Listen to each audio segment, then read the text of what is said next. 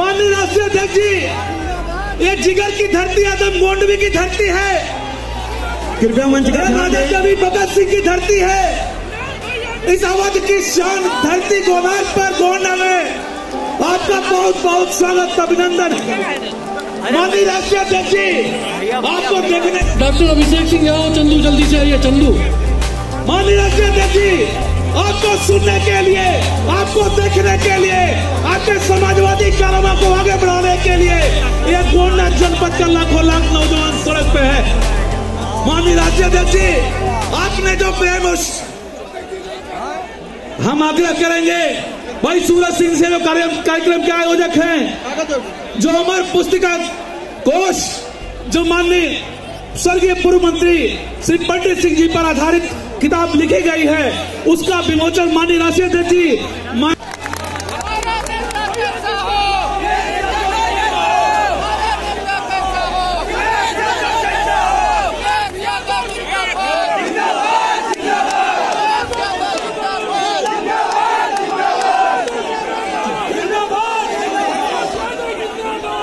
सरकार को, जनता सरकार के आने के प्रतीक्षा में है। लोग बहुत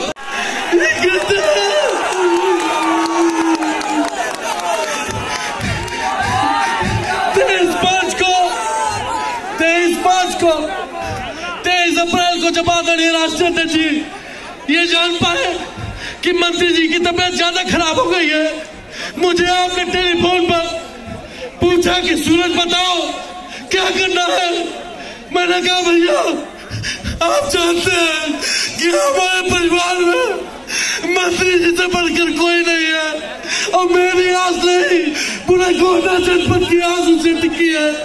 आदरणीय राष्ट्रीय अध्यक्ष जी ने चेन्नई में बात की, दिल्ली बात की, कई अस्पताल में बात करने के बाद हमसे कहा कि सूरज अगर चाहो तो ले जा सकते हो, लेकिन स्थिति परिस्थिति ठीक नहीं थी, उनको हम लिफ्ट नहीं करा सकते थे। मैं जानता हूँ मुझे क्या पीड़ा है, पूरे गोंडा को क्या पीड़ा है, लेकिन मैं ये भी जानता हूँ कि इस सारी पीड़ा को खत्म करने का काम आज आपने कर दिया है। आकर हम बार-बार आपके चरणों में नमन वंदन अभिनंदन करते हैं।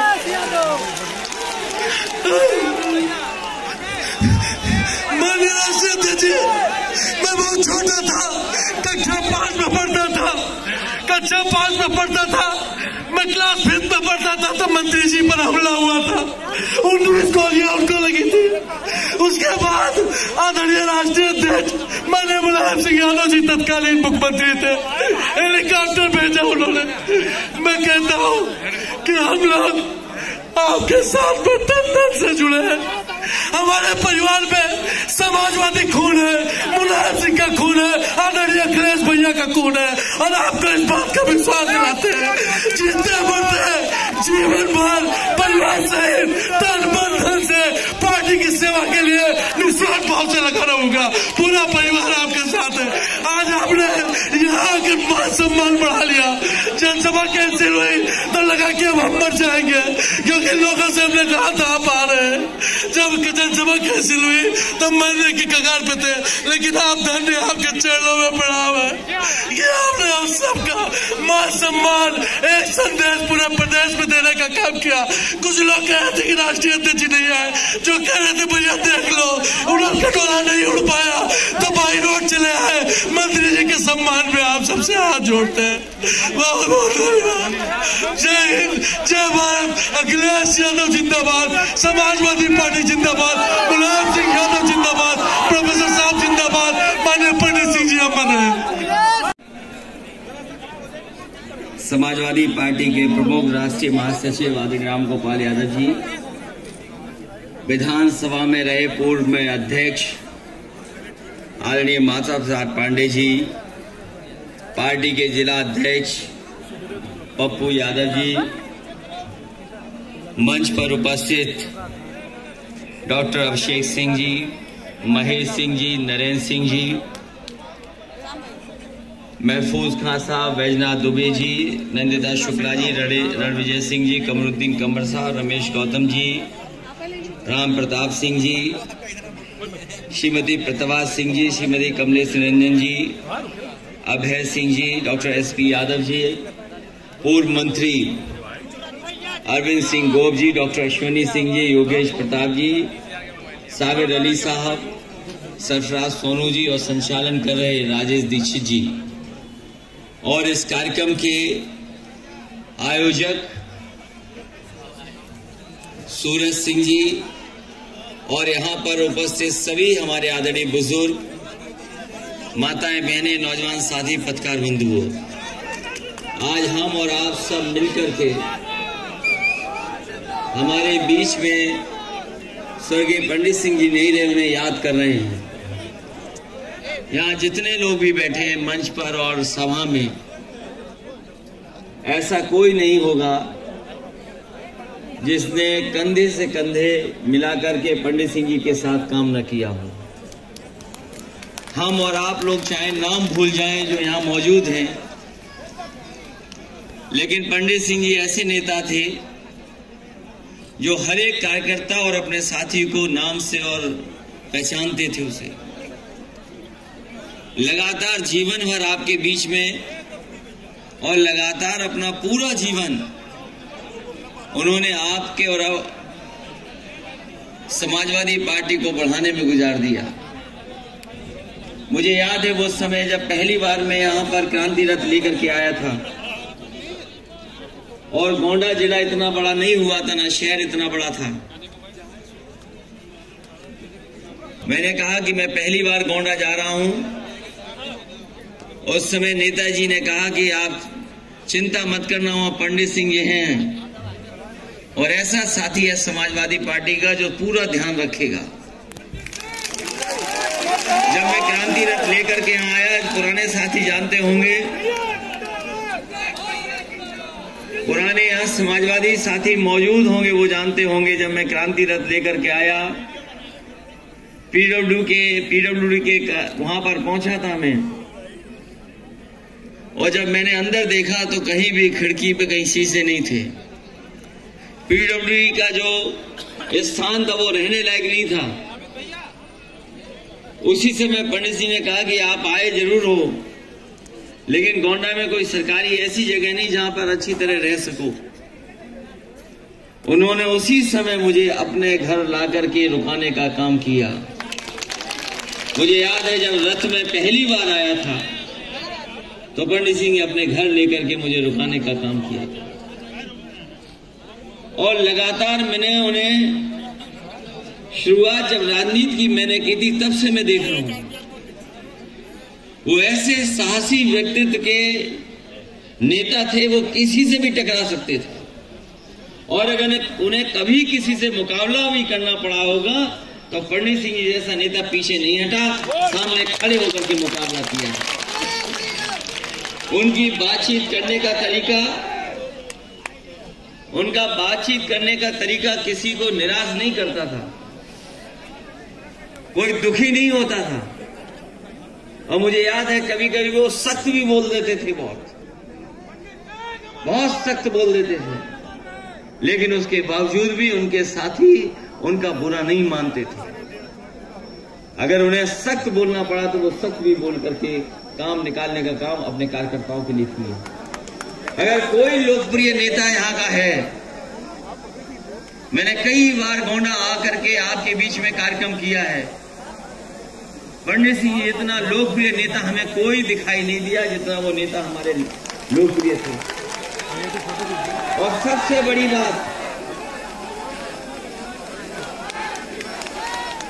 बड़ी बात यह है कि जिस समय एक बार कोई ऐसी बात हो गई थी जब मुझे मंत्री पद से हटाना पड़ा था, तो मैंने कहा इतने बड़े नेता हैं, इनको कैसे मंत्री पद से हटाएं। नेताजी ने कहा कि ये अपने परिवार का सदस्य है, अगर हटा भी दोगे तो बुरा नहीं मानेंगे। और मुझे याद है कि मैंने उन्हें हटाया और जैसे ही मामला दफा हुआ उन्हें मंत्री बनाए गए। आज हम दुखी हैं, उनके परिवार के लोग आज सब इकट्ठे हैं। हमें इस बात का दुख है कि हमें और आपको नहीं पता था कि इतनी जल्दी हमारे बीच से चले जाएंगे।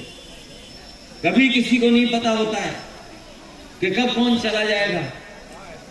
लेकिन आज यादें उनकी हमारे साथ हैं, उनका काम हमारे साथ है, और जो रास्ता उन्होंने दिखाया समाजवादियों का, वो हमारी और आपकी जिम्मेदारी है कि हम गोंडा के लोग मिलकर के जो रास्ता पंडित सिंह जी ने बनाया उस रास्ते पे चल करके समाजवादी पार्टी को एक बार फिर मजबूत बनाने का काम करें।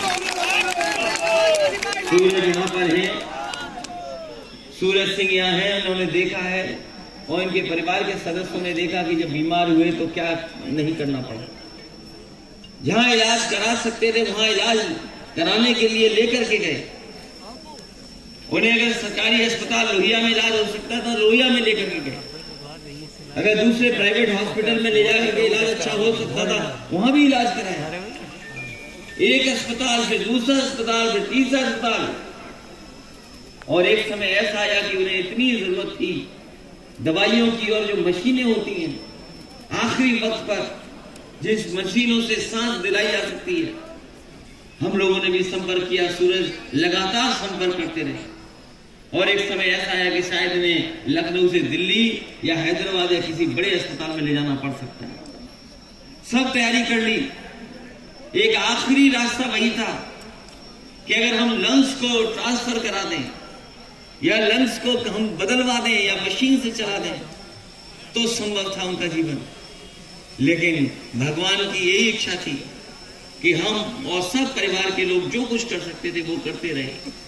उन्हें पैसे की परवाह नहीं थी, उन्हें किसी चीज की परवाह नहीं थी, केवल उन्हें चिंता इस बात की थी कि पंडित सिंह जी का इलाज कहीं भी हो जाए, कहीं भी उनके लंग्स बच जाए, उनका जीवन बच जाए। यही पूरा परिवार, यही सूरज दिन रात सुबह शाम यही चिंता में डूबे हुए थे। लेकिन भगवान की इच्छा ऐसी थी कि हम लोग नहीं बचा पाए, आज हमारे बीच नहीं है।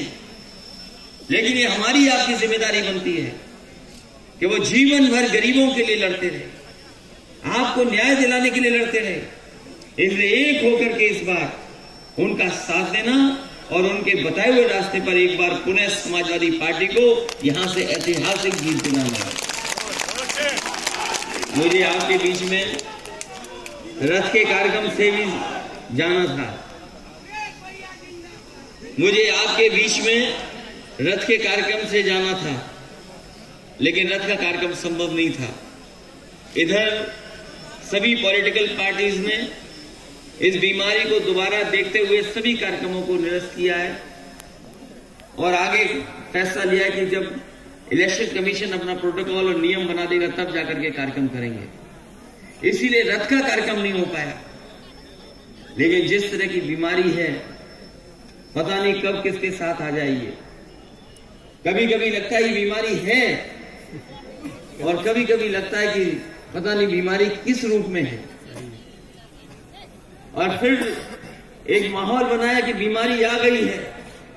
अगर ये बीमारी आ गई तो हमें और आपको सावधान रहना पड़ेगा, क्योंकि हमने अपनों को खोया है।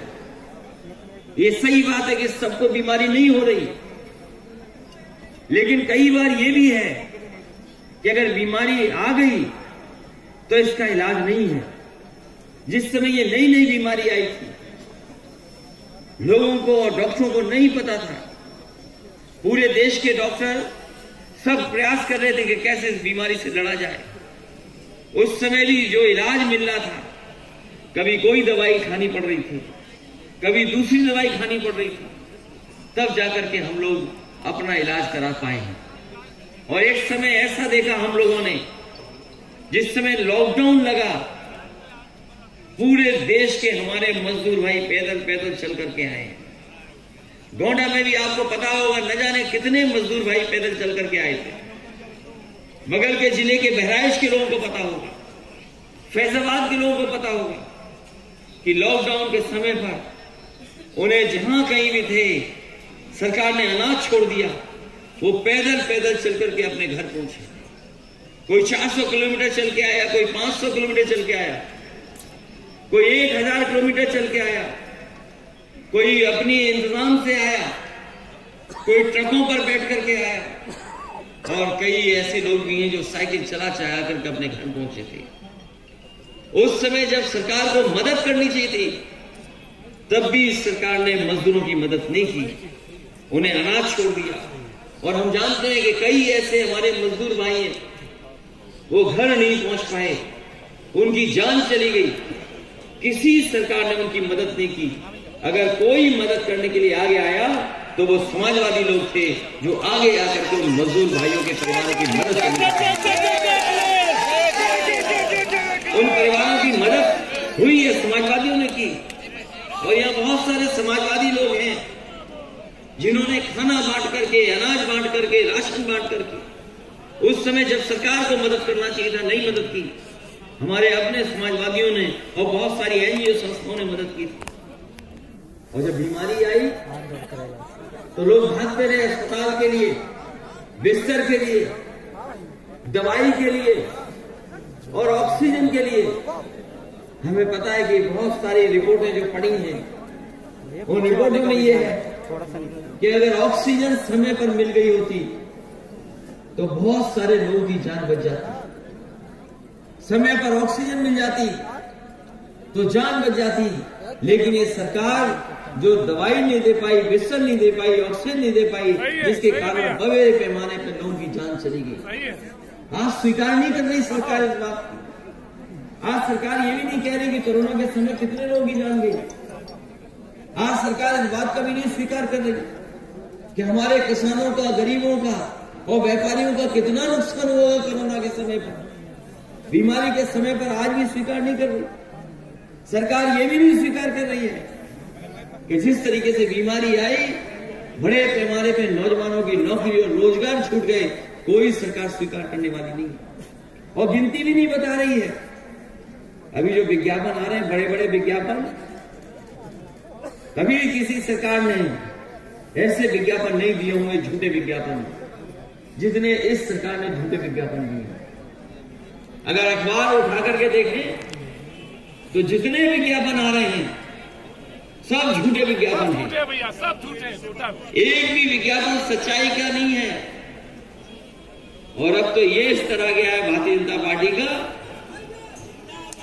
इतना घबरा गए हैं वो समाजवादियों से, इतना घबरा गए हैं कि सरकारी पैसे से भी लाल टोपी पहन के विज्ञापन आ रहा है।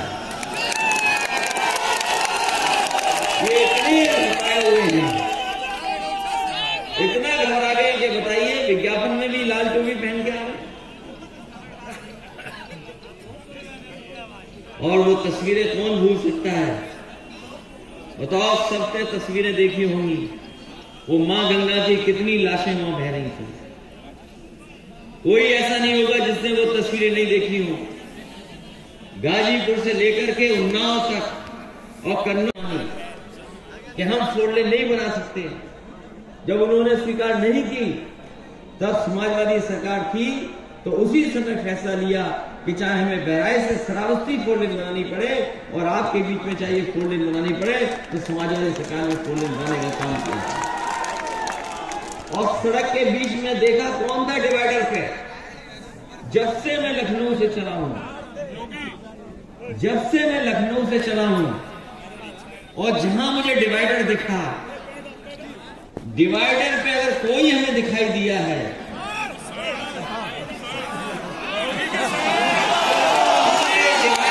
लखनऊ से लेकर के आपके बीच में आया हूं, हमें सांड ही सांड दिखाई दिया है। बताओ, आप डिवाइडर से सांड हटाओगे कि नहीं हटाओगे? और अगर कोई हमारा यकीन न करे पत्रकार साथी, तो गाड़ी उठाए और दोबारा इधर से वापिस चला जाए लखनऊ, अपने आप देख लेना डिवाइडर पे कौन बैठा है। महंगाई बढ़ी कि नहीं बढ़ी बताओ? पेट्रोल 100 से पार हो गया कि नहीं हो गया? हो गया। हमारे किसान भाई भी यहां मौजूद हैं।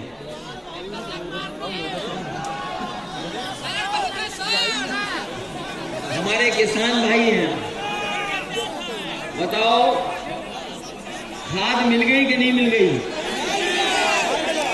और अगर खाद मिली भी होगी तो आपकी बोरी से चोरी हो गई कि नहीं हो गई? और बहुत बड़े बड़े प्रचार हो रहे हैं। वैसे तो उनके विज्ञापन हम लोगों ने, आप लोगों ने देख लिए कारखाना दिखाना था तो अमेरिका का कारखाने दिखाए उन्होंने। जब कोई फ्लाईओवर दिखाना था तो कलकत्ता का फ्लाईओवर दिखाया। जब आप हवाई अड्डे की तस्वीर दिखानी थी तो चीन का हवाई अड्डा दिखाया।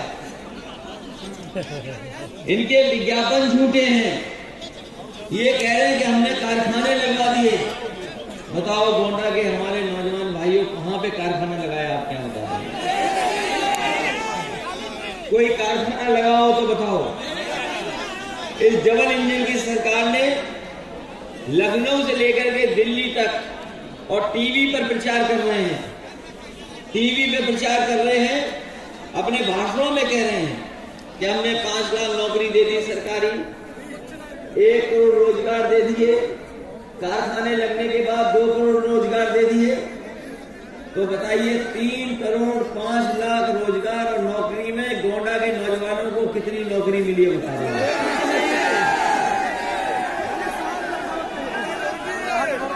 और इधर हमारे बाबा मुख्यमंत्री टैबलेट और लैपटॉप भी देखने लगे हैं, अभी बांट रहे हैं। गोंडा के कितने लोगों को मिल गया है?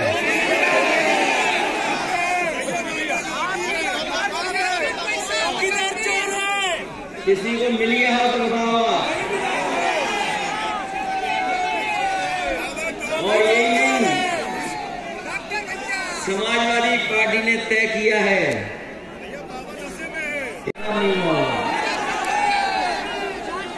इसलिए मैं आपसे कह के जा रहा हूं कि समाजवादी पार्टी ने तय किया है आने वाले समय में जब सरकार बनेगी तो हमें अपने सभी लोगों की 300 यूनिट फ्री बिजली देने का काम समाजवादी सरकार में होगा। ये हमारे गरीबों को बिजली का बिल नहीं आता है। जब बिल आता है तो बताओ करंट लग रहा है कि नहीं लग रहा बिजली? और कई बार मुकदमे भी लग जा रहे हैं, परेशान कर रहे हैं आपको। जब 300 यूनिट फ्री हो जाएगी तो मुकदमा भी नहीं है, न केस है आपके ऊपर। तो बताओ 300 यूनिट चाहते हो बिजली फ्री के नहीं चाहते हो? ये बीजेपी वालों को समझ में नहीं आ रहा। और जब समझ में नहीं आ रहा तो सुनने में आ रहा कि सरकारी ट्यूबवेल और प्राइवेट ट्यूबवेल पे कुछ बिजली का बिल कम किया है। सुनने में आया कि कुछ बिजली का बिल कम किया, कहा कि आधा करेंगे। लेकिन समाजवादी लोगों ने कहा है कि किसानों की बिजली जो सिंचाई वाली होगी वो माफ होगी, तुम्हें बिल नहीं देना पड़ेगा। इसलिए आज जब हम लोग चुनाव के बिल्कुल करीब खड़े हैं, चुनाव कभी भी हो सकता है, तारीखें आ जाएंगी, चुनाव की तारीखें कभी भी आ सकती हैं, बिल्कुल करीब है चुनाव। इसलिए मैं आपसे अपील करके जा रहा हूं, जब पंडित सिंह ने इस क्षेत्र को बनाने का काम किया, मेहनत कर करके जोड़ने का काम किया, तो इस क्षेत्र में और आसपास समाजवादी पार्टी की ऐतिहासिक जीत होनी चाहिए। बताओ ऐतिहासिक जीत दिलाओगे कि नहीं दिलाओगे? और मैं आपको भरोसा दिला के जा रहा हूं, ये मेडिकल कॉलेज बन रहा है, इस मेडिकल कॉलेज में हमारे गरीबों के इलाज के लिए कोई पैसा नहीं लगेगा, पूरा का पूरा इलाज फ्री होगा। और जो लखनऊ में इलाज मिलता है वो हमारे गोंडा के मेडिकल कॉलेज में समाजवादी सरकार में वो इलाज गरीबों को दिलाने का काम करेंगे।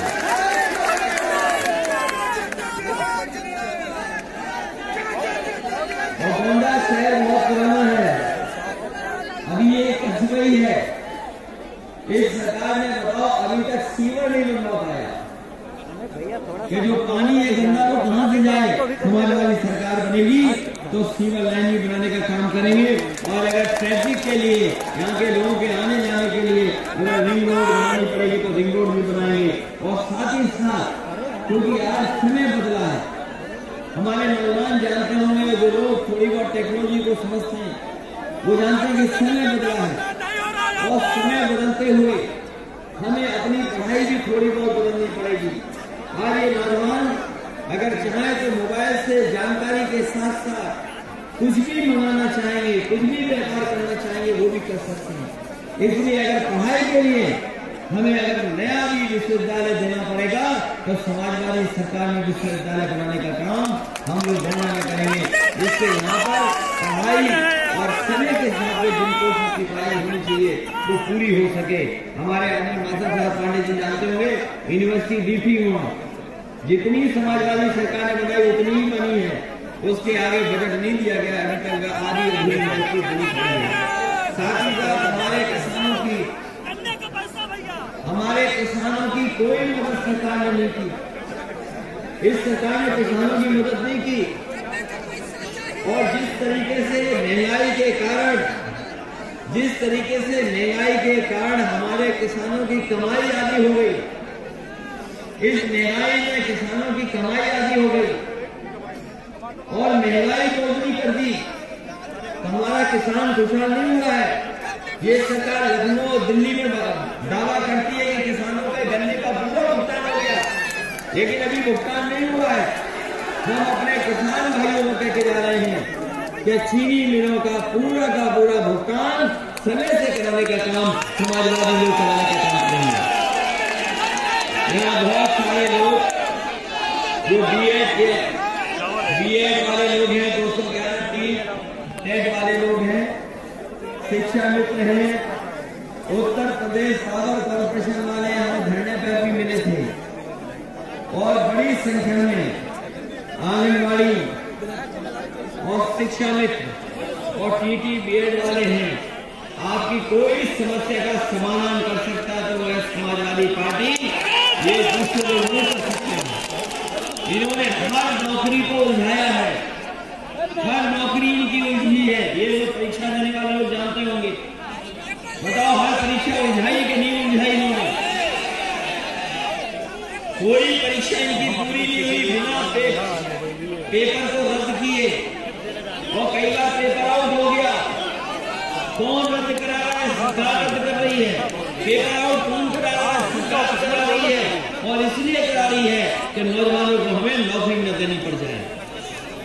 इसलिए चाहे टेंट वाले हों, चाहे शिक्षा मित्र हों, चाहे आंगनबाड़ी हों, इनके लिए रास्ता निकालने का काम अगर कोई करेगा तो समाजवादी लोग करेंगे। आप समाजवादियों की मदद करें, सहयोग करें, आने वाले समय में परिवर्तन करने का काम करें, बदलाव लाने का काम करें।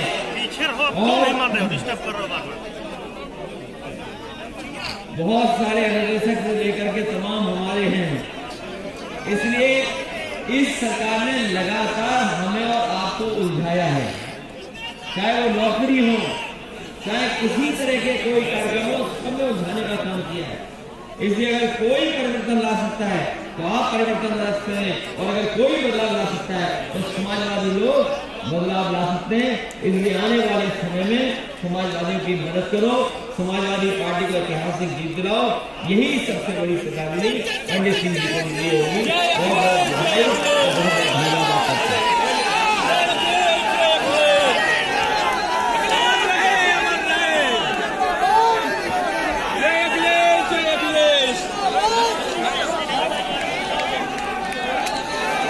जिंदाबाद जिंदाबाद जिंदाबाद। मैं अपने सभी प्रेस के साथियों को धन्यवाद देता हूँ। हाँ, आज समाजवादी पार्टी में रहे और यहाँ के बहुत ही लोकप्रिय, जनप्रिय और आम लोगों से बिल्कुल खुले मिले समाजवादी पार्टी के नेता पंडित सिंह जी को हम लोगों ने खोया। उनकी आज प्रतिमा का अनावरण था, उसी कार्यक्रम में शामिल होने आए। हमारे साथ सूरज से लेकर उनके परिवार के सभी सदस्य मौजूद हैं। उनके परिवार के लोगों से मिलने का मौका मिला। वहीं गोंडा के जो महत्वपूर्ण कार्यकर्ता हैं, उन लोगों से भी अपनी बात रखने का मौका मिला। पंडित सिंह जी लोकप्रिय नेता थे, वो लगातार यहाँ के लोगों के बीच में काम करते थे, गोंडा और आसपास के लोगों को जोड़ के रखा। उन्होंने अपनी मेहनत से और अपने विभाग से पूरे प्रदेश में एक अपनी अलग छवि बनाई। वो जहाँ शासन थे वहीं अन्याय के खिलाफ खड़े हो जाते थे। वो हर परिस्थितियों में मुकाबला करने के लिए तैयार रहते थे। हमें उम्मीद है आने वाले समय में यहाँ की जनता एक बार फिर उन्हें उसी तरीके से समाजवादी पार्टी के साथ खड़ी होगी जिस तरीके से पंडित सिंह ने लगातार गोंडा और आसपास के सभी जिलों में समाजवादी पार्टी के साथ लोगों को खड़ा किया। जहां तक सरकार का सवाल है, उत्तर प्रदेश में इतनी झूठी सरकार किसी ने नहीं देखी। इनका हर वादा झूठा निकला, इनका हर विज्ञापन की तस्वीर झूठी है और जो अपना संकल्प पत्र इन्होंने दिया था वो संकल्प पत्र पूरा नहीं किया। किसान की आय दोगुनी नहीं हुई, लगातार बेरोजगारी बढ़ी है, नौकरियां दे नहीं पाए और कोविड के समय पर जिस समय लॉकडाउन लगा था जनता को इन्होंने अनाज छोड़ दिया था। बेचारे मजदूर जहां थे वहां से हजारों किलोमीटर पैदल चल करके आए, साइकिल से चल करके आए, अपने आप इंतजाम करते रहे, तब जाकर के यहाँ पहुंचे। तो कोविड के समय जनता को जब से सबसे ज्यादा सरकार की जरूरत थी उस समय सरकार ने जनता को अनाज छोड़ा। बहुत सारे लोग ऑक्सीजन और दवा की वजह से हमारे बीच में नहीं है। अगर उन्हें समय पर दवा मिल जाती, समय पर ऑक्सीजन मिल जाती, समय पर अस्पताल मिल जाता तो बहुत सारे लोगों की जान बचाई जा सकती। और हम समाजवादी परिवार ने तो देखा है बिल्कुल करीब से। ये सूरज खड़े, इनके परिवार, उनके भाई सब यहाँ पर मौजूद थे। इन्होंने कितने करीब से देखा है पंडित सिंह जी को जाते हुए, इलाज कराते कराते, और जहां जैसा इलाज संभव था वो इलाज की कोशिश की और उसके बावजूद भी नहीं बचा। और वहीं गरीबों की जान बिना इलाज के चली गई। सरकार अगर मदद करना चाहती तो बहुत सारे लोगों की जान बच सकती। इसलिए कोरोना में जितने लोगों की जान गई सरकार अभी भी स्वीकार नहीं कर रही है। अगर सरकार से पूछें कि वो आंकड़े बताओ कि जिसमें कितनी जान गई है, वो सरकार बताने को तैयार नहीं। आज हालात ऐसे हैं कि लोगों की कमाई आधी हो गई है और महंगाई दोगुनी, बैंकें डूब रही हैं, ब्याज दर नीचे चली गई। अगर ब्याज दर नीचे जा रही है, कमाई आधी हो गई और महंगाई दोगुनी, तो खुशहाली कैसे आएगी? किसी भी किसान की किसी भी पैदावार की आय दोगुनी नहीं हुई। धान लूट लिया गया, खाद मिल नहीं रही, बीज उपलब्ध सरकार नहीं करा पा रही, डीएपी सरकार उपलब्ध नहीं करा पा रही, कीटनाशक दवाइयां महंगी। तो सरकार आखिरकार कर क्या रही है? जो किसानों को बीज न दिला पा रही, खाद न दिला पा रही और बोरी खाद की ले भी ली तो 5 किलो की चोरी हो गई। ये पहली सरकार है। डीजल पेट्रोल कितना महंगा। यही सरकार कहती थी कि हवाई चप्पल में चलने वालों को हवाई जहाज में बैठाएंगे, लेकिन गरीब की जेब काट करके अमीर की तिजोरी भरी जा रही है। अमीर तो संपन्न हो रहे हैं, पैसे से पैसा बनाया जा रहा है, लेकिन गरीब वही गरीब होता चला जाता है। बड़े बड़े विज्ञापन देखे होंगे नौकरी के, कभी 5 लाख नौकरी, कभी 1 करोड़ रोजगार, फिर 2 करोड़ रोजगार। 1 डिस्ट्रिक्ट 1 प्रोडक्ट में जिलों की खुशहाली लाती है। मुझे नहीं पता गोंडा जिले में कितना पैसा आया होगा 1 डिस्ट्रिक्ट 1 प्रोडक्ट में। कह रहे हैं कि इन्वेस्टमेंट के बहाने हमने जगह जगह कारखाने लगा दिए। अरे गोंडा के लोगों को बताओ, आपने कौन सा कारखाना लगाया? कौन सा उद्योग आपके यहाँ लग गया? जो मेडिकल कॉलेज गरीबी इलाज वो नहीं बना पा रहे हैं, अस्पताल में पूरी दवाई इलाज नहीं करवा रहे। हमने वादा किया है गोंडा के लोगों को कि जो भविष्य में मेडिकल कॉलेज बनेगा वो ऐसा मेडिकल कॉलेज समाजवादी सरकार बनाएगी जिससे आपको लखनऊ के बराबर इलाज नहीं करना। जो सड़कें बनाई, 4 लेन बननी चाहिए थी। ये सरकार बताई कि जिला हेडक्वार्टर को जोड़ने वाली कितनी 4 लेन सड़क बनाई। मुझे याद है लखनऊ से नागपारा वाली सड़क में 4 लेन बनाना चाहता था, उस समय की सरकार ने बनाने नहीं दिया, कहा कि 4 लेन नहीं बन सकती है। और उसी समय फैसला लिया कि 4 लेन बनेगी और बहराइच से श्रावस्ती आप जानते हो 4 लेन सड़क बनाई। ये भी आपकी जरूरत वाली रोड 4 लेन बनाई। अब 4 लेन रोड बन गई, जहाँ डिवाइडर में पेड़ लगने थे, पौधे लगने थे, फूल लगने थे, वहां बताइए सांड बैठ। जो सरकार सांड ना हटा पाए उस सरकार डाउन नहीं करोगे आप। इसलिए ये सरकार जाने वाली है। जब से समाजवादी पार्टी ने पहला संकल्प लिया है, तो पहला संकल्प लिया नए साल कि गरीबों को और सभी लोगों को 300 यूनिट फ्री बिजली मिलेगी, उसी दिन सरकार घबरा गई। अब सुनने में आया कि उन्होंने भी बिजली की दरें कम करना शुरू किया है, किसानों के सिंचाई के लिए आधा कर दिया। समाजवादी लोग फ्री देना चाहते हैं, ये आधा देना चाहते हैं। अब जनता तय करेगी कि पूरा का पूरा बिजली का सिंचाई का फ्री किसान चाहता है कि आधा रेट देना चाहता है। अपनी जो पंजाब ने कहा है कि मेरे सपने में गरीब मुसलमान आते हैं और जो कहते हैं समाजवादी पार्टी को वोट नहीं देते। बहुत जवाब नहीं देना चाहिए इस सवाल को, लेकिन आने वाले समय में गरीब किसान मजदूर ने फैसला लिया और मन बनाया है कि भारतीय जनता पार्टी की सरकार हटाएंगे। ये तमाम लोग जो सपने या इस तरह की बात कर रहे हैं तो वो बताएं कि वो भारतीय जनता पार्टी के साथ है कि भारतीय जनता पार्टी को हटाना चाहते हैं। अखिलेश जी, पंजाब में जो घटना घटी थी वहाँ पर बीबीसी पहुंची है, आज पंजाब के अधिकारी को तलब किया गया है, जो पूरा घटनाक्रम घटा प्रधानमंत्री की सुरक्षा को लेकर हुआ उस पर सपा कैसे? देखिए, मैं उसमें बहुत कोई बड़ी बात नहीं करना चाहता हूँ, लेकिन मेरे पंजाब के लोगों से और किसानों से अपील है कि कम से कम प्रधानमंत्री जी को मंच तक तो जाने देना चाहिए। मंच पे जाते खाली कुर्सियां देख के तो अच्छा लगता हो, और खाली कुर्सियों पे भी भाषण देना चाहिए, क्योंकि यूपी में भी खाली कुर्सियां हैं उनके लिए। तो कम से कम किसान भाइयों से हमारी अपील है कि अकेले मंच पे बोलने तो देते हैं।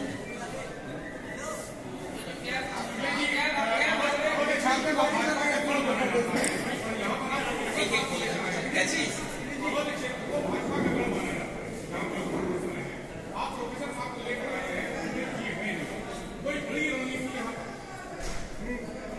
ये क्षेत्र 12 में समाजवादियों में गढ़, इसलिए उन्हें यहाँ का क्षेत्र और जनता 12 से भी बेहतर रिपीट करेगी समाजवादी।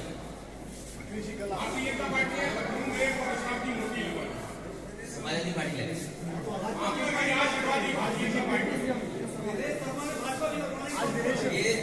ये भारतीय जनता पार्टी के लिए कुछ नहीं कर सकती। शिलान्यास का शिलान्यास, उद्घाटन का उद्घाटन, दूसरे के काम पे अपना काम और विज्ञापन में तस्वीरें चुनाना, जो रास्ता समाजवादियों का है वही रास्ता अपना।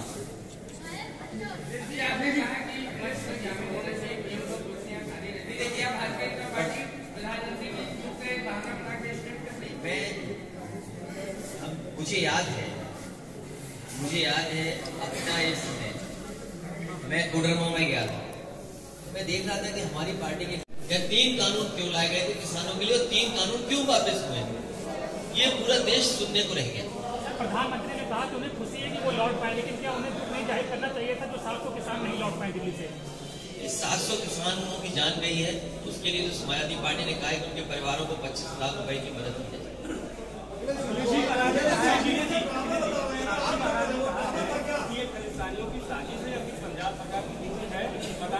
मैं भारतीय जनता पार्टी के भारतीय जनता पार्टी जब एयरपोर्ट दिखाना था तो चीन का एयरपोर्ट दिखा रहे थे।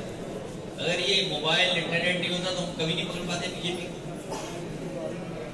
इन्होंने फ्लाईओवर कहां का दिखाया? कलकत्ता का। कारखाने कहां के दिखाए? अमेरिका के। तो इनका हर विज्ञापन झूठा है। बीजेपी कभी भी कोई झूठ बोल सकती है। इसीलिए मैं कह रहा हूँ वो बीजेपी के है ना, तो वो कोई भी झूठ बोल सकते बीजेपी के, इसलिए आप भी सावधान रहिए। उन्होंने ये कहा था, याद कीजिए बीजेपी ने कहा कि नोटबंदी हो जाएगी तो भ्रष्टाचार खत्म हो जाएगा। आप पत्रकार साथियों सब जानते हो क्या भ्रष्टाचार खत्म हो गया?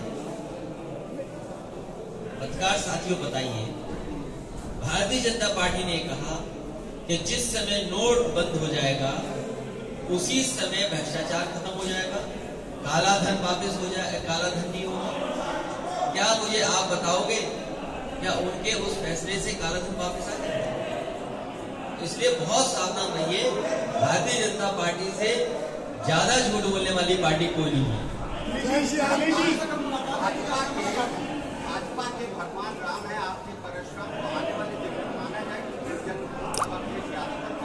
हमारे लिए सभी लोग भगवान हैं, आप भी भगवान हैं, क्योंकि आपके अंदर भी भगवान है। सर क्या परशुराम की मूर्ति लगवाएंगे? सर परशुराम की मूर्ति मंदिर में काम रुकेगा, तुम्हें बड़ा सवाल क्या पूछा? उन्होंने सवाल किया। अरे आप लखनऊ से आए हो, मैंने कई बार आपसे कहा समाजवादी सरकार ने जो एक्सप्रेसवे बनाया था वो 22 और 23 महीने में बनकर तैयार हो गया था। जो लखनऊ की मेट्रो बनी थी वो रिकॉर्ड टाइम में बनी थी। देश की लोक भवन भी रिकॉर्ड टाइम में बना। समाजवादी पार्टी का जो काम है वो रिकॉर्ड टाइम में बनाने का। मैंने पहले भी कहा कि अगर मंदिर बनाना होता तो 1 साल में बनकर तैयार हो जाता। ये मंदिर नहीं, मंदिर से वोट लेना चाहते हैं, इनके लिए वोट इंपॉर्टेंट है, मंदिर बाद में। हमारे भगवान परशुराम जी का मंदिर 6 महीने बन गया, आप पता करिए 3 महीने बन गया नहीं बन गया। हमारे यहाँ जितने लोग बैठे हैं बताओ, आपके घरों में छोटा मोटा मंदिर घर परिवार में है कि नहीं है? सबके कैलेंडर। सवाल वो नहीं है, सवाल ये है कि इन्होंने कहा कि हमने नौकरी दे दी। गोंडा में बताओ कितनी सरकारी नौकरी मिल गई? इनको विज्ञापन देना चाहिए कि हमने गोंडा में इतनी सरकारी नौकरी दी है। इन्होंने कहा कि 3 करोड़ रोजगार दिए हैं। आज भी टीवी पे चल रहा हुआ एड, एमएसएमई का जो एड चल रहा है उसमें 2 करोड़ रोजगार बताते हैं। तो बताइए गोंडा में कितने लोगों को रोजगार मिल गया? इन्होंने वादा किया था देने का, लैपटॉप दे रहे हैं, टैबलेट, और 4.5 साल से टैबलेट देते रहे, पता नहीं कौन सी।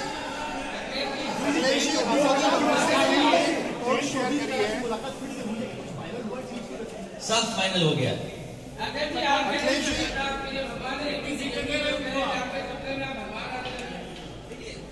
समय समय पर यहाँ जितने लोग हैं कभी कभी सपना देखते हैं। हो सकता है आज पत्रकार साथी कोई सपना देखा हो।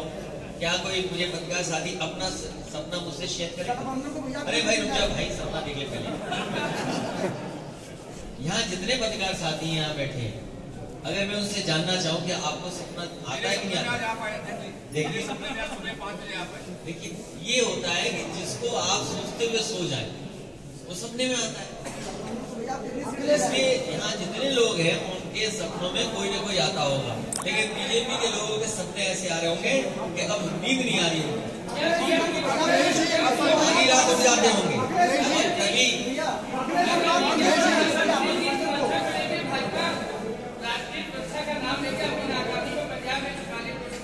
देखिए भारतीय जनता पार्टी कुछ भी कर सकती है, इसलिए उनसे सावधान रहिए। आज मुद्दे हैं महंगाई के। क्या महंगाई का इनके पास जवाब है? क्या बेरोजगारी का जवाब है? बड़े बड़े आयोजन किए थे इन्वेस्टमेंट के, क्या कोई कारखाना गोंडा में लगा, कोई बड़ा कारखाना बहराइच में लगा, कोई बड़ा कारखाना फैसलाबाद में लग गया, कोई बड़ा कारखाना बाराबंकी में लग गया? सवाल इस बात का है, जो मेडिकल कॉलेज बनाने का सपना दिखाया था, यहाँ सूरज सिंह है, यहाँ इनके भाई हैं, परिवार के सदस्य हैं। बताओ पंडित सिंह जी का इलाज कराने के लिए कौन सा अस्पताल, कौन सा डॉक्टर, कौन सी दवाई का इंतजाम नहीं किया, लेकिन नहीं बचा पाए। आज क्या जरूरत नहीं कि अच्छा अस्पताल हो गोंडा में? इसीलिए मैंने कहा कि ये जो शुरुआत हुई है, अगर मेडिकल कॉलेज बनाना पड़ेगा, अस्पताल के में इंतजाम करना पड़ेगा, तो लखनऊ जैसा इलाज भी गोंडा में मिल जाए, ऐसा आने वाले समय समाजवादी लोग करके दिखाएंगे। आप बताइए, ये जो एम्बुलेंस चल रही है, क्या इन्हें एम्बुलेंस नहीं बढ़ानी चाहिए थी? एम्बुलेंस नहीं बढ़ानी चाहिए। और गोंडा जैसे कस्बे में हमने वादा किया है कि आने वाले समय समाज सरकार बनेगी तो सिविल लाइन भी बिछा और यूनिवर्सिटी भी बनेगी। आज के समय के हिसाब से जो पढ़ाई होती है उन पढ़ाइयों का भी इंतजाम होगा।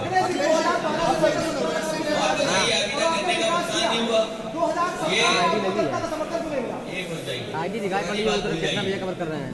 2017 से आपने विकास किया और भरपूर विकास किया, 17 में आपको समर्थन जनता का क्यों लेना? हम आज तक वाली कर रही है, वो वाली नहीं कर रही है। पार्टी समझाने में कामयाब नहीं है। कितना भैया उधर से कवर कर रहे हैं, उधर से दिखाई पड़ रही होगी। समझाने में जितना हमें समझाना चाहिए, जैसे लैपटॉप था, अरे वो मिल जाएगा भैया। एम्बुलेंस थी, 100 नंबर वाली व्यवस्था थी। एम्बुलेंस में कितनी एम्बुलेंस बीजेपी ने बढ़ा दी गोंडा में? आपको सवाल पूछना चाहिए। कितनी 100 नंबर वाली जो गाड़ियां जिनको 112 कर दिया, कितनी पुलिस के लिए सुविधा दे दी, कितने लैपटॉप दे दिए। जिस समय लॉकडाउन में नेटवर्क, एम्बुलेंस, पुलिस और लैपटॉप काम कर रहा था, आपके मोबाइल काम कर रहे थे। बताओ सरकार ने क्या मदद की? समाजवादियों के दिए हुए लैपटॉप काम आ रहे होंगे बच्चों के भविष्य के लिए, और आप बेहतर जानते होंगे कि किसी न किसी घर में और रहा हुआ लैपटॉप। नहीं, हम लोगों ने विज्ञापन पे उतना खर्च नहीं किया था जितना भारतीय जनता पार्टी खर्च कर रही है, और इसलिए इसकी जानकारी बता दूं। हिटलर के जमाने में, अरे सुनो भाई, हिटलर के जमाने में एक प्रोपेगेंडा मिनिस्टर होता था, केवल हिटलर ने एक प्रोपेगेंडा मिनिस्टर बनाया था। अरे लखनऊ के पत्रकारों क्या टाइप कर रहे हो? ये लखनऊ से आए पत्रकार। हिटलर के जमाने में एक प्रोपेगेंडा मिनिस्टर होता था, और बताओ पूरी सरकार प्रोपेगेंडा है, पूरा बजट प्रोपेगेंडा में चला गया। हर बात उनकी झूठी है। आज मैंने विज्ञापन देखा पूरे पेज का, हर बात झूठी है। कह रहे 59 मेडिकल कॉलेज चल रहे हैं। बताओ कहाँ 59 मेडिकल कॉलेज चल रहे हैं? 59 में गोंडा का भी होगा। बताओ गोंडा के लोगों, आपको मेडिकल कॉलेज चल रहा है? बहराइच का चल रहा है क्या? फैजाबाद का जो समाजवादियों ने दिया था उसी को भी जोड़ लिया गया।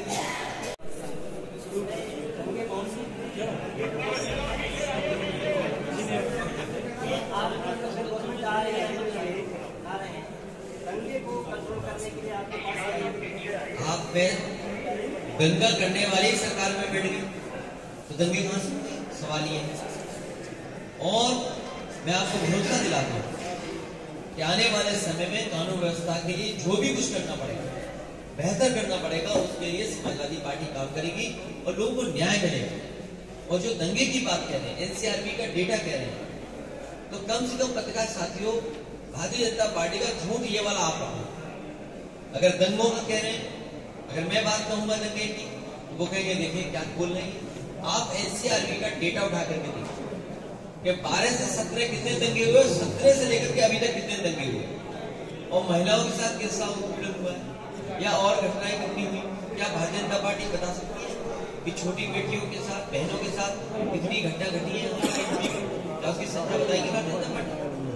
जो लोगों की जान गई है, मर्डर हुए हैं, जहां पर ठोको राज चला है, जहां पर कितने लोगों की जान गई, क्या भारतीय जनता पार्टी बताएगी? इन्हें जन विश्वास रैली नहीं निकालनी चाहिए कोरोना को देख करके और ठोको राज चला करके, इन्हें जन माफी रैली निकालनी चाहिए, जनता से माफी मांगनी चाहिए कोरोना के लिए कि ये उनको दवाई, इलाज और नहीं करा पाए। लेकिन हम आपको भरोसा दिलाते हैं, भारतीय जनता पार्टी ने जानबूझ करके झूठा प्रचार किया है। ऐसे दंगाइयों के लिए सख्त से सख्त कार्रवाई है। अखिलेश जी, मुसलमानों को लेकर के आज वैसी ने एक रिपोर्ट शेयर की है। उत्तर प्रदेश में हर 5 साल सत्ता बदल जाती है, ऐसा यहाँ विज्ञान था, लेकिन बस्ती की सदर सीट ऐसी है जो आप भी जानते हैं, समाजवादी का वहां कभी भी जो नहीं चला, जबकि लोहिया का भी लहर चला। और सरकार बनती है क्या? ऐसा अगर है तो इस बार 100% समाजवादी पार्टी जीती। अखिलेश जी, कोविड को लेकर सर आपने बोला, रैली में भी बोला था, आपने आगे के कार्यक्रम को भी रोक रखा है, अभी की स्थिति में कोविड को लेकर क्या बोलिएगा? जो भी कोविड के प्रोटोकॉल चुनाव आयोग से आएंगे उनको पूरी तरीके से फॉलो करने का काम समाजवादी पार्टी करेगी। अखिलेश जी, मुसलमानों को लेकर के एक रिपोर्ट, सबसे ज्यादा सवाल पूछने चैनल कौन सा? अभी चेयरमैन प्रतिनिधि की हत्या हुई, आपने कहा कि तमाम लोगों को राज चल रहा है और कानून व्यवस्था होते पुलिस का बाड़ा हो चुकी है।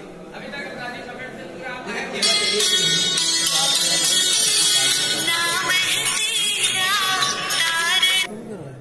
न जाने कितनी हत्या हुई। सरकार ठोको राज पर पूरा खुला छूट, कोई भी किसी को नहीं मार सकता। और आपके भी तमाम घटनाएं हुई। मुझे याद है शुरुआती दौर में माइनिंग करने के लेकर के बच्चे दबा दिए गए थे, जेडीसी से दब गए थे, बच्चों की जान चली गई, कई लोगों की जान गई। मुझे याद है पंडित सिंह जी जीवित थे, मैंने कहा उन परिवारों की मदद करो। पंडित सिंह जी गए थे और उन परिवारों की मदद करके आए। बहुत सारे मजदूरों की जान गई, कोई सरकार ने मदद नहीं की। मदद किसी ने की तो समाजवादियों ने की मदद। इस उत्तर प्रदेश में ठोको राज चल रहा है और इस बार जनता वोटों से भारतीय जनता पार्टी को ठोक करके भाग गई। अखिलेश जी, मुसलमानों को लेकर एक रिपोर्ट शेयर करी है। उनका कहना है कि पिछले सालों में मुसलमानों की स्थिति वो लगातार खराब हुई है। इसमें उनका आपसे सवाल उन्होंने पूछा है कि आपकी सरकार यहाँ पर रही, आपने मुसलमानों के लिए क्या किया और अगर सत्ता में आते हैं तो? समाजवादी पार्टी हर वर्ग के लोगों को साथ लेकर के चल रही है और जिन्हें विशेष आवश्यकता है पढ़ाई की, शिक्षा की और स्वास्थ्य की, उनके लिए ठोस कार्यक्रम भी बने समय समय पर। चाहे हमें विद्याधन देना पड़ा हो, चाहे समाजी पेंशन से जोड़ना पड़ा हो, चाहे हमें घर देने पड़े हों, चाहे उनके गांव का विकास करने का मौका मिला हो, समाजवादी पार्टी ने बिना भेदभाव के सबके साथ एक सा व्यवहार करके उनके बीच में विकास करने का काम किया है। और डेटा कहता हो, आज कुछ भी कहे कोई भी, लेकिन जो डेटा अवेलेबल होगा अगर वो उसको देखेंगे तो समाजवादी पार्टी ने ज्यादा काम किया। इसमें Bharatiya Janata party digital India के चक्कर में फंस गई। वो अपने ही व्यक्ति पर छापा मार दिया। आप वैसे सब लोगों को पता होगा कि जिस समय छापा मारा गया एक कानपुर के इत्र व्यापारी पर, पूरे अखबारों ने, टीवी ने, बीजेपी के लोगों ने यह प्रचार किया ये इत्र व्यापारी वही हैं जिन्होंने समाजवादी इत्र बनाया था। लेकिन जब सच्चाई सामने आई और रुपया ज्यादा दिखाई दिया तो किसी ने स्वीकार नहीं किया कि ये समाजवादी इत्र वाला है। तो अपनी नाकामी छिपाने के लिए, अपनी बदनामी छिपाने के लिए भारतीय जनता पार्टी ने दोबारा छापे मारे। ये छापे इसलिए मारे जाते हैं कि लोग बदनाम हो जाए, चुनाव में प्रचार न कर पाए, समाजवादी विजय रथ न निकल पड़े। आपने अभी बताया कि समाजवादी पार्टी के एक नेता ने, जो भगवान परशुराम का भक्त था और उसके साथ बहुत सारे लोग थे जो भगवान परशुराम को मानते हैं, उन्होंने उनकी मूर्ति लगा दी। आज बीजेपी ने भी मूर्ति लगा दी। इसी तरीके से रथ न चल जाए, समाजवादी पार्टी का एक विजय रथ चला, भारतीय जनता पार्टी के 6 चौमीन रथ निकले। आपने नहीं देखा? एक रथ भारी है 6 रथों पे, और रथ को अगर दूर से देखोगे तो वो चौमीन का रथ दिखाई देता है। मुख्यमंत्री ने भरे मन में ये कह दिया कि अयोध्या अपराधी, और इसके बाद मथुरा छूटा कैसे रह सकता है? तो फिर सवाल ये पूछना चाहिए, मुख्यमंत्री टिकट मांग रहे हैं, कभी इस विधानसभा से, कभी उस विधानसभा से, कभी उस विधानसभा, उन्हें कोई टिकट नहीं दे रहा। लेकिन सर जैसे हिंदुत्व की राजनीति 2000, अरे आप जानते ही नहीं हो। आपको मैं बताऊं, मुख्यमंत्री जी टिकट मांग रहे हैं, कभी इस विधानसभा से, कभी उस विधानसभा से, कभी उस विधानसभा, क्योंकि वो भारतीय जनता पार्टी के सदस्य नहीं है। पूरे भारतीय जनता पार्टी के दुखी है उनसे। जितने भी सीनियर नेता हैं वो सब दुखी है उनसे। वो कह रहे हैं खून पसीना बहा करके हमने पार्टी बनाई, ये जाने कहां से आए और बैठ गए आके। हम क्यों बताएं? वो टिकट मांग रहे हैं। मैं तो ये देख रहा हूँ कि मुख्यमंत्री के देखो कितने कमजोर मुख्यमंत्री है, तो जो टिकट मांग रहे हैं। आप कहाँ से लड़ेंगे चुनाव? हम बहुत जल्दी बता देंगे कहां से चुनाव लड़ेंगे, हमारी पार्टी तय करेगी। चुनाव लड़के भी लड़ाऊं, पार्टी तय करेगी। प्रधानमंत्री को लेकर के यहाँ आए थे, उन्होंने कहा कि फर्क साफ है। आपको क्या अपनी सरकार और भाजपा सरकार में कोई फर्क नजर आ रहा है? 100 नंबर का 112 कर दिया, फर्क साफ है। समाजवादी पार्टी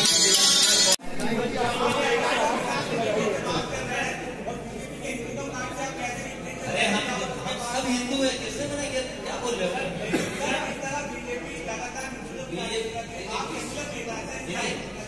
बीजेपी जो है वो महंगाई पे बात नहीं करना चाहता।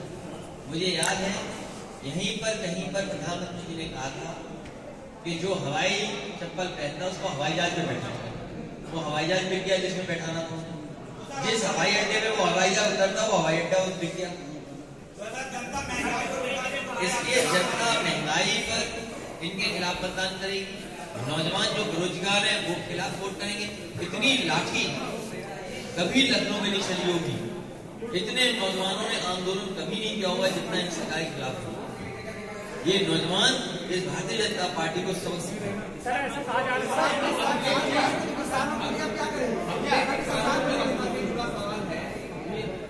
जिस तरह से बुलडोजर चल रहा है, अपराधियों को चलाने की बात कर रही है सत्ता मौजूदा, क्या आपका जो रथ यात्रा चल रही है तो आने वाले दिनों में अगर सत्ता आती है तो रथ पर क्या कहीं अपराधी तो नहीं सवार हो जाएगा? किसने? जिस तरह से बुलडोजर चल रहा अपराधियों पर, आने वाले सत्ता में आप आते हैं तो रथ यात्रा पर, रथ पे आप कहीं अपराधी तो नहीं सवार हो जाएगा? देखिए, भारतीय जनता पार्टी से कई बार कहा गया है इस बात को, और मैंने कई मौकों पर कहा और फिर कहता हूँ कि भारतीय जनता पार्टी को अपने पूरे प्रदेश के माफियाओं की सूची जारी करनी चाहिए। उन्हें सूची इस बात की जारी करनी चाहिए कि जिले स्तर पे कौन माफिया है और प्रदेश स्तर पे माफिया कौन है। तो अभी तक भारतीय जनता पार्टी ने कोई भी सूची जारी नहीं की। हम भारतीय जनता पार्टी जानना चाहते हैं कि भाई मिर्जापुर का माफिया कौन है, चंदौली का माफिया कौन है, आपका बनारस का माफिया कौन है, जौनपुर का माफिया कौन है, या अन्य जगह पर माफिया कौन है। क्योंकि सरकार में वो लोग हैं, कम से कम सरकार के लोगों को ये सूची जारी करनी चाहिए कि माफिया आखिरकार कौन है। और जब सूची जारी होगी तो आप खुद महसूस करेंगे कि सबसे ज्यादा माफिया अगर किसी पार्टी में तो भारतीय जनता पार्टी। तो वो सच्चाई है। नहीं, किसी व्यक्ति का नाम ले करके ये सरकार बताए ना कि कौन माफिया है कि नहीं है। और उनके बाद जो इंटरव्यूज आए टीवी पर, जिन लोगों ने कहा वो क्या स्वीकार करना है। आप इंटरव्यू सुनिए ना, आप इंटरव्यू सुनिए उन लोगों का।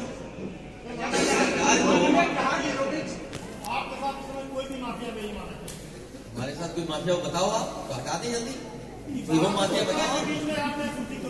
नहीं, आप हमें बताइए कोई माफिया हो तो बताइए। हमें तो ये दो लोग माफिया दिखाई दे रहे हैं। ये माफिया है। भाजपा वाले कह रहे हैं कि सपा माफियाओं की पार्टी। आप भारतीय जनता की बात मानते हो? भारतीय जनता पार्टी ने कहा कि हमने लाल कपड़े पहनने वाले को नौकरी दी। नौकरी मिल गई आपको? नहीं मिली तो मत मानिए बात।